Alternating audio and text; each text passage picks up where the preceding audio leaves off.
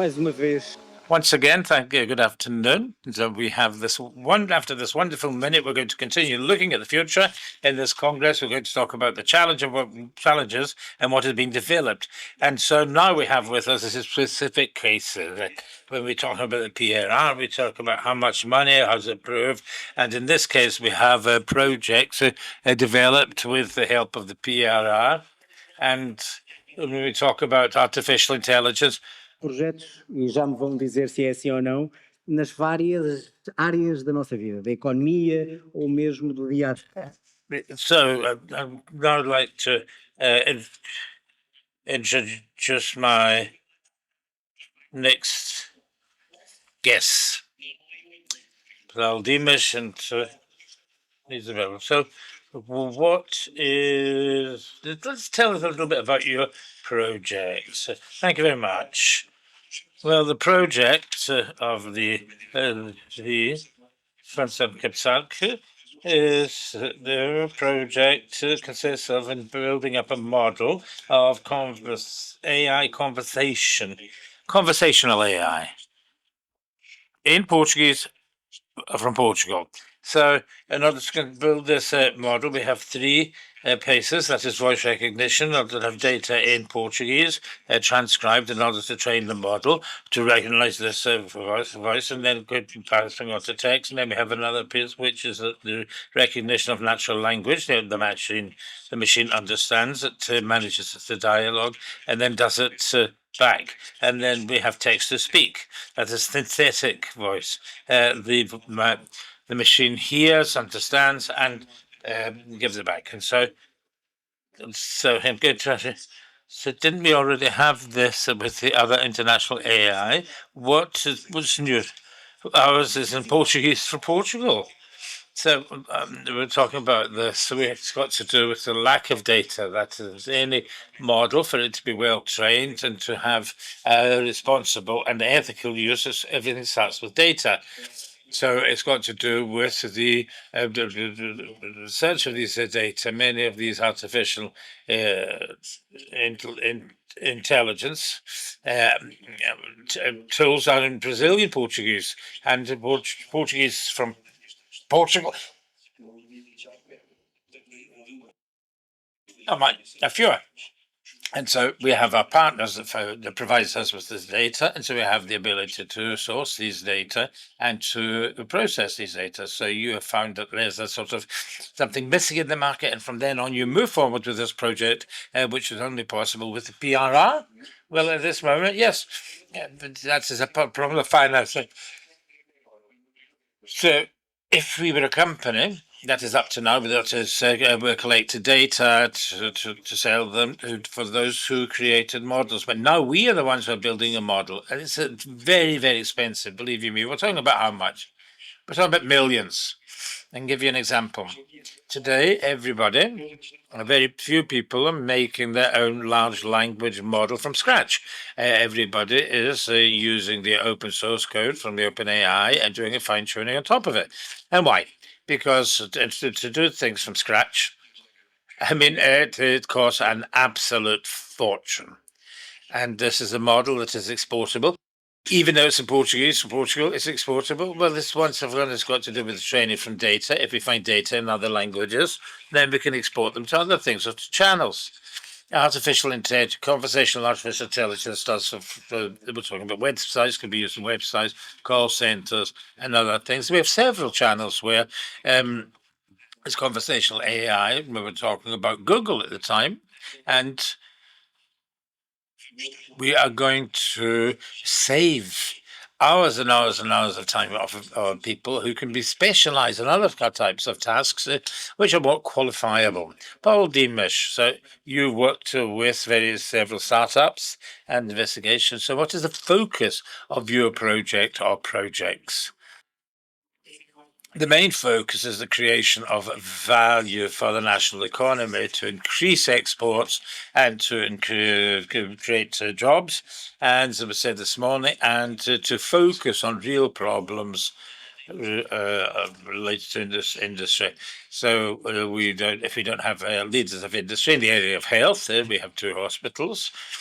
which is fantastic because a whole number of challenges with the data related to the exchange of data between hospitals and how to use data between hospitals without breaching data protection. And the other area is the area of tourism, where we are working with the Pristana Group in order to facilitate the check-in of a tourist invites us, visits us, and to recognise the identification documents that go beyond the translation, and so we have to take into account the cultural difference of the Asian tourists, Chinese, Japanese, Koreans, and who are visiting us, and then of course retail, and we're working with Sonai for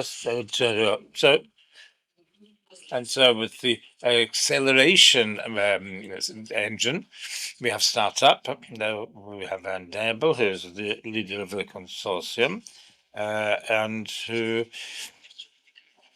works around these problems. We're faced with very difficult problems in these hospitals when they have to dismiss the patient. We have to accelerate the decision making, so we have to increase the efficiency of our hospitals. We can get the doctors to have more time to be with patients. This is one of the major functions, and that is to make the task automatic.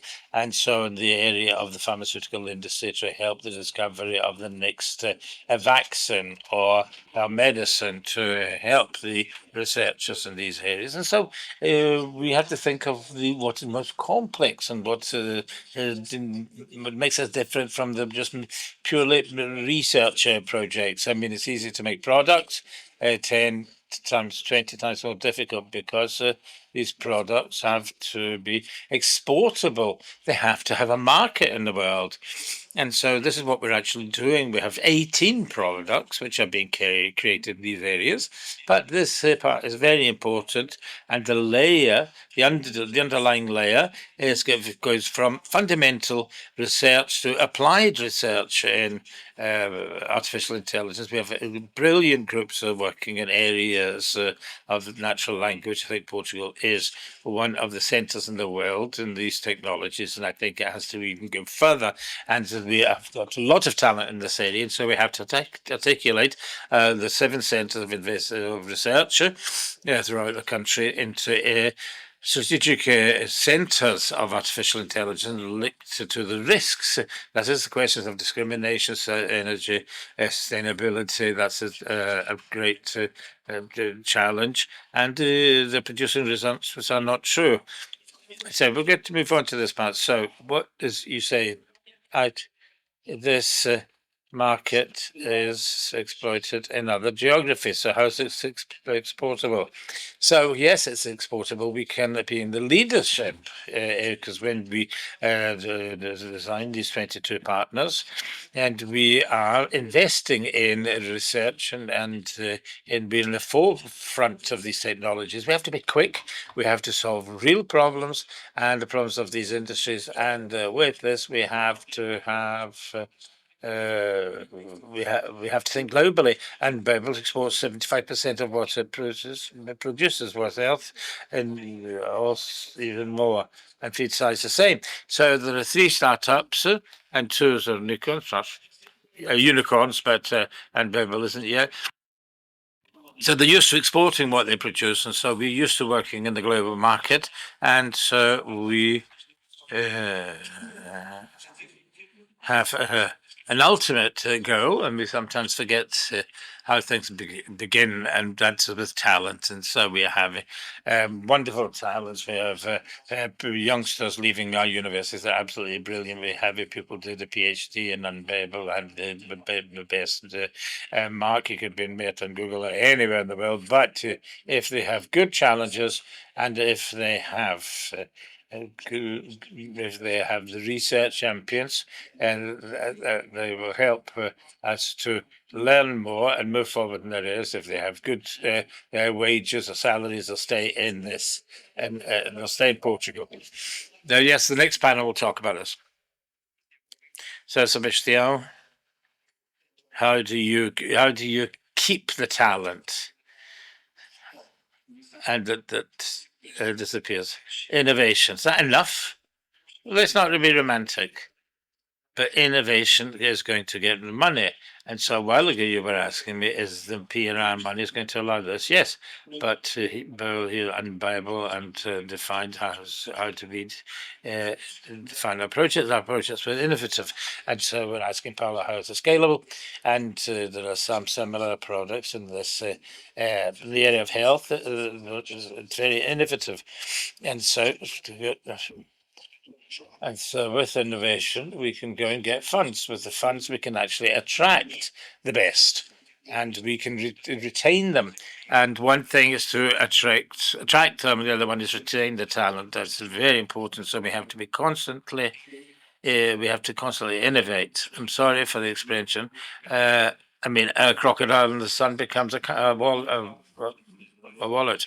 But this area, we've seen the boom of artificial intelligence, and if we had the same boom of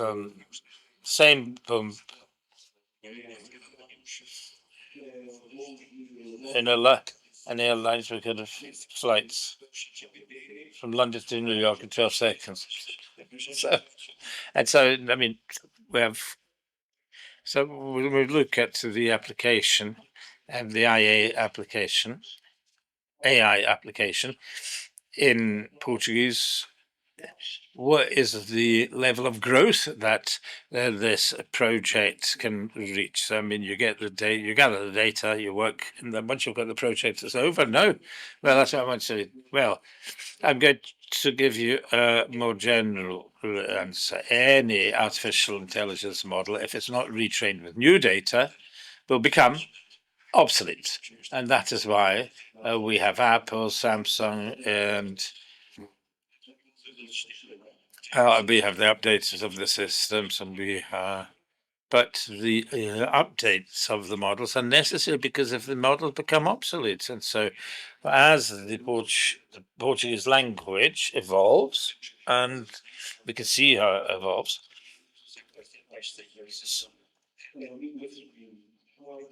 over the last century it's evolved, and the models have to evolve too. So a model of this type has to be trained time and time again.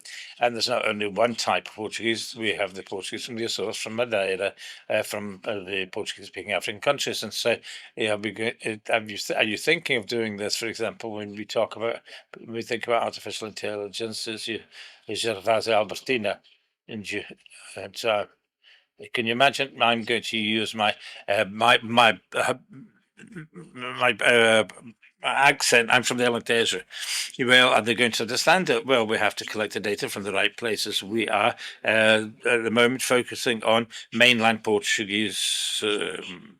And then we're going to start in other areas, and then we're going to have to get voice data that are well transcribed. So there's one important thing in terms of Portuguese, which is, if we are not preserving the Portuguese language in these models, so it's not the Brazilians or the Spanish or the open AI, and it's a question of geopolitical sovereignty in these areas. Then we have to assume that, we have to accept, and we have to have computational courses with talent we already have, but we have to have computational courses. We've got data in order to have the sovereignty of our language. The Spanish mentioned, announced 2 months ago by the Spanish Prime Minister that Spain is going to have in June a large-scale language model for the language spoken in Spain.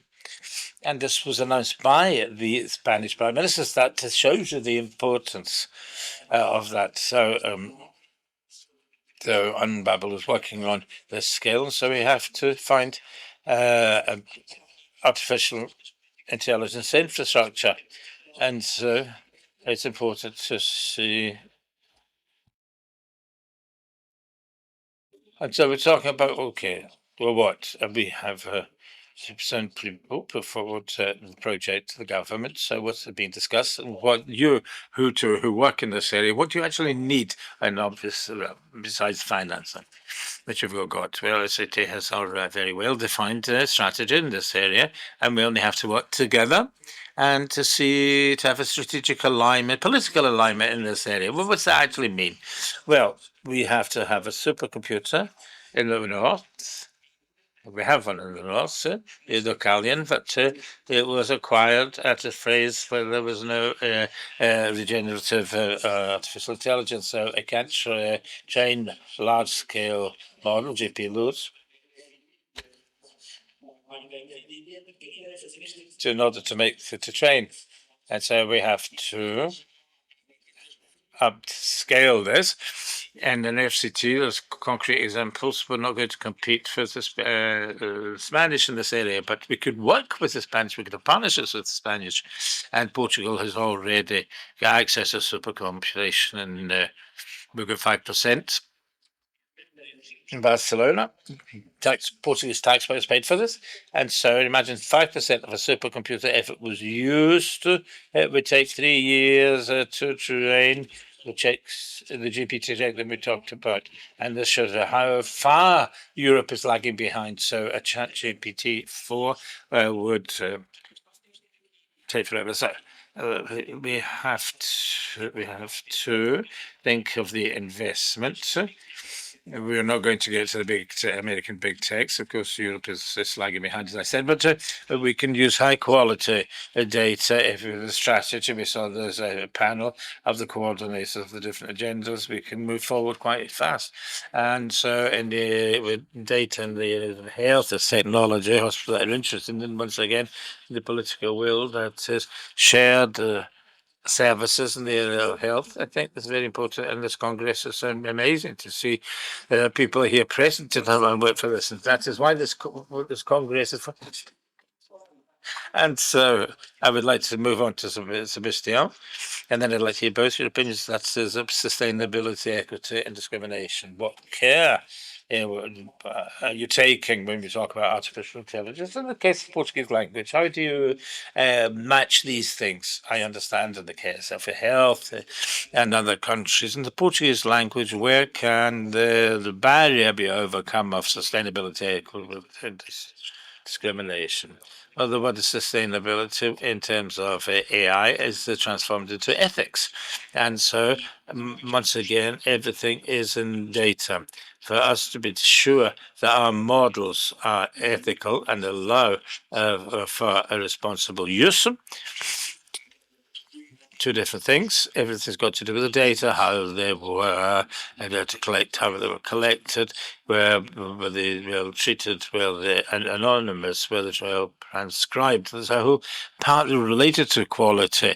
And a while ago, we were saying that if I had a model that's trained with hours and hours of Portuguese, just Lisbon Portuguese, how do you think that this model is going to hear people who speak Portuguese from the Madeira, from the Azores? And I mean, they're probably not going to recognise this, and people are going to think, wasn't this a model that was trained in Portuguese from Portugal? So we have a biased model here because the data weren't sufficiently inclusive. We didn't tape people of these regions. And so it's absolutely necessary for the model, because we have an inclusive model, and all these that's very important to overcome these barriers. And so we must make this happen.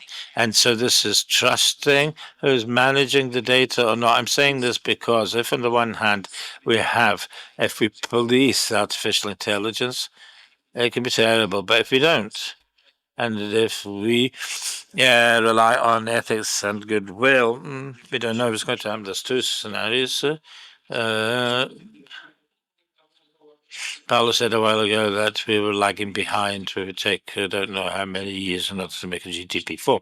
But this has got to do with the discrepancy between the evolution, the investment in AI vis-a-vis Europe and the United States. And to the 23, we had a number of guidelines which were made and helped by experts. Daniela Braga, for example, our CEO, was part of the task force.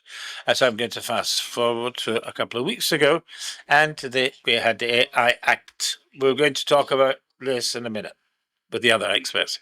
So the AI Act are rules prohibited, high risk, medium risk, everything that ends up in fines if you don't work. But in the United States, are guidelines. But once again, I can be the devil's advocate. If they're only guidelines, nobody's going to fulfill them. But if we can protect, we can educate the public with what AI can do, always beginning with the data. Now I'm going to be quiet and move on. So this is you're going to give us the model for the next debate. Paulo, you spoke of sustainability and equity, and the health sector are very delicate subject. We've seen what's happened if AI is not used with ethics. Not only speaking about security. This is another debate. Yes, at the moment, most of the data are produced in the States. Health data used in models are trained with American patients. We're applying AI models trained in the States with Portugal. So this is how important it is. Why isn't it possible to train here in the States? You can mobilize health data. There are studies with 500,000 clinical records, patient records. So they're in the forefront in that area. And in Portugal, we've been we've been overcoming regulatory barriers in these areas. Fortunately, Europe is advancing with the European health databases, and this will create this critical mass. Portugal cannot wait. There's an urgency fact to move forward with our hospitals and patients, and to position ourselves in the forefront in these areas. Once we have critical data base, it doesn't cost 100 million that was used to train GPT and others. We don't have enough. We don't have the money, but we have the ability, the will, and the talent to address the data issue and generate critical mass. And if we have that data with quality, we'll be able to innovate in the health sector, and we're going to be able to save more lives. The Portuguese have not aggregated them. Yesterday, we were with Luis and Antunes. He was the first using data set, using it publicly. He was able to go through the protection data